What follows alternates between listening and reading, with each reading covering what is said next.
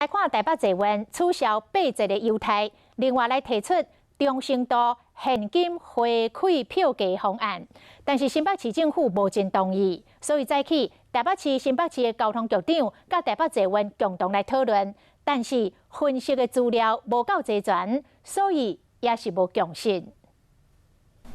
新北交通局长张明时，北市交通局长陈学台，新北交通局长詹慎重要甲台北捷运讨论中程度的票价方案，但是并无看到台北捷运的董事长。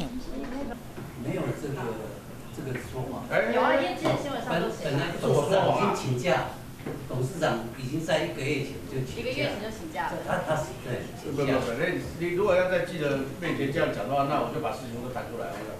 也未讨论气氛就无好，带来资讯嘛无够完整。因为资料并不多了哈，这11页，扣掉封面封底大概就8页吧，所以我们可以这个很快的做一个 review 呢。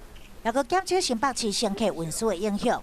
这现在目前选择方案里面加起来只有33%，大概是所谓的比以前给付更少。究竟是5成人受影响还是7成人受影响？这要去详细的要检视数据，我们才可以发觉。但是我们希望至少你要先照顾弱势。 这个方向一定要的。捷运系统经费是全民承担，优惠方案的调整影响到湘北市民的权益。到底8节是毋是要搁继续，或者是改做中程度现金回归票价方案？三方拢也未讲好势。